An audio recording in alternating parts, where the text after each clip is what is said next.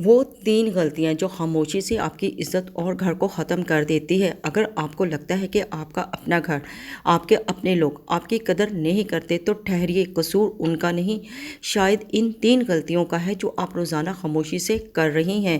آج میں آپ کو اپنی عزت نفس اور رشتوں کے توازن کو کیسے قائم رکھنا ہے اپنی ویڈیو میں ذکر کروں گی۔ میری ویڈیو کو اینڈ تک ضرور دیکھیے گا اور سب فرینڈز میں ضرور شیئر کیجیے گا۔ ہماری پہلی غلطی یہ ہے کہ ہر وقت ہر کام کے لیے فوراً حاضر ہو جانا اور اپنی ذات کو ختم کر دینا۔ جب آپ ہر ایک کے لیے اپنی صحت، اپنی نیند اور اپنے سکون کو بھول کر ہر وقت موجود رہتی ہیں تو لوگ آپ کی قربانی کو آپ کا فرض سمجھ لیتے ہیں۔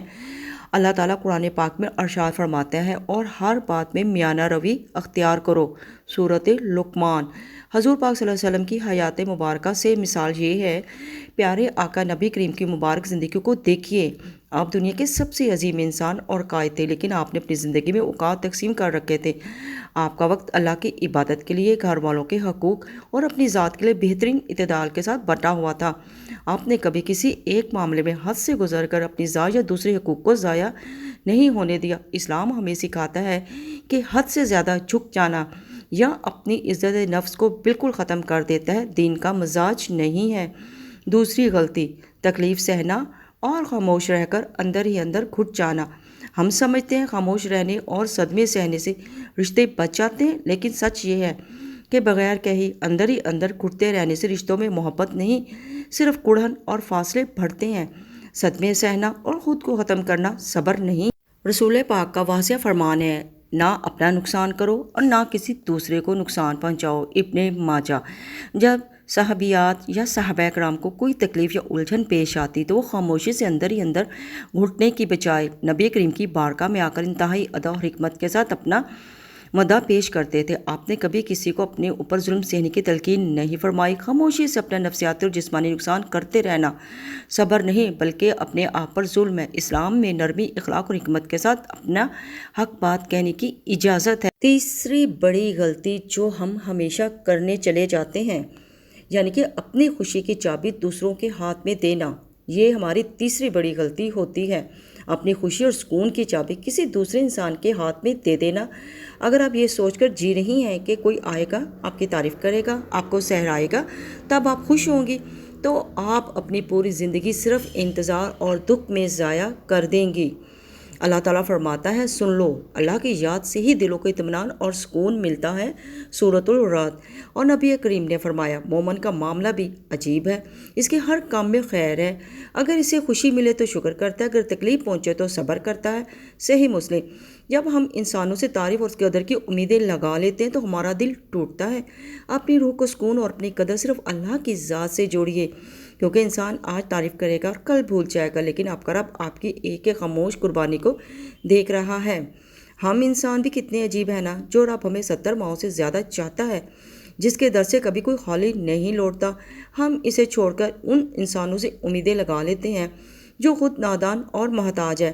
جب آپ دنیا والوں کو خوش کرنے کی دوڑ سے نکل کر اپنے رب کو راضی کرنے کی کوشش کرتی رہیں تو اللہ آپ کا دل ایسے سکون سے بھر دیتا ہے جس کی دنیا محتاج ہوتی ہے۔ حضرت عبداللہ مسعود سے روایت ہے، رسول اللہ نے فرمایا، جس شخص نے اپنے تمام غموں کو صرف ایک غم یعنی اپنے رب کی رضا بنا لیا، اللہ تعالیٰ اس کے لیے دنیا اور دین کے تمام غموں کے لیے کافی ہو جاتا ہے۔ ابن ماجہ۔ تو آج سے اپنے آپ سے ایک وعدہ کرے، کسی سے بیجا شکایت نہیں کرنی، کسی پر بوجھ نہیں بننا اور نہ ہی اپنی قدر کے لیے دوسروں کا منہ دیکھنا ہے۔ آپ اللہ کے خوبصورت اور باوقار تخلیق ہیں۔ آپ سسرال میں ہیں، شوہر کے ساتھ ہیں، یا جوائنٹ فیملی میں رہ رہی ہیں، یا آپ آفس میں کام کر رہی ہیں، یا کسی ہاسٹل میں آپ رہ رہی ہیں، اگر آپ کی بات، کسی کی بات آپ کے دل کو دکھا رہی ہے تو گھٹنے کی بجائے اپنی آواز کو بلند کیجیے، اپنے احساسات کو نرمی اور مضبوطی کو سب کے سامنے رکھیے۔ صبر کا مطلب خود کو ختم کرنا نہیں ہے، آپ اللہ کی ایک باوقار اور خوبصورت تخلیق ہیں، اپنی ذات کی قدر کیجیے اور اپنی آواز کو عزت دیجیے۔ اور آخر میں آپ سے کہوں گی کہ زندگی اتنی لمبی نہیں ہے کہ ہم دوسروں کو خوش کرتے کرتے خود کو اور اپنے رب کی دی ہوئی نعمتوں کو بھول جائیں۔ اور ہاں، ایک بات ہمیشہ یاد رکھیے گا، اپنا حق مانگنے یا اپنا دکھ بتانے کا مطلب لڑائی جھگڑا کرنا بالکل نہیں ہے۔ تانوں کی زبان استعمال مت کریں کہ تم نے میرے ساتھ یہ کیا، تم نے وہ کیا۔ اپنی بات کو تانا دینے کی بجائے اتنی خوبصورتی سلیقے سے بیان کرے کہ سامنے والے کو آپ کی تکلیف کا احساس بھی ہو جائے اور آپ کی ذات کو ٹھیس بھی نہ پہنچے، کیونکہ نرمی اور اخلاق سے کہی گئی بات سیدھی دل میں اترتی ہے۔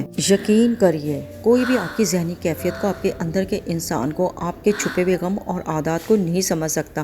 آپ جو ہیں آپ خود ہی جانتے ہیں، آپ کو آپ سے زیادہ کوئی نہیں جان سکتا۔ لوگ آپ سے بس صرف اپنے حصے کی محبت، توجہ اور وقت مانگتے ہیں، باقی ان کو آپ کے اندر کے انسان سے کوئی لینا دینا نہیں ہوتا۔ یوں سمجھیے کوئی چاہتا ہی نہیں کہ وہ آپ کو مکمل طور پر سمجھے، اس لیے خود اپنے بارے میں سوچیے، اپنا خیال رکھیے اور خود سے امیدیں وابستہ رکھیے۔ زندگی خوبصورت اور سکون گزرے گی۔ اگر یہ ویڈیو آپ کے دل کو لگتی ہے اور آپ کو صحیح لگتا ہے کہ اس میں بیان کی گئی تمام باتیں ٹھیک ہیں، تو اس ویڈیو کو اپنے فرینڈس میں، فیملی میں ضرور شیئر کیجیے گا تاکہ کسی کا بھلا ہو سکے اور آپ کے لیے صدقہ جاریہ بن سکے۔ میری اس چینل کو ضرور سبسکرائب کیجیے گا تاکہ اگلی ویڈیو میں ہم مل سکیں۔ اللہ حافظ۔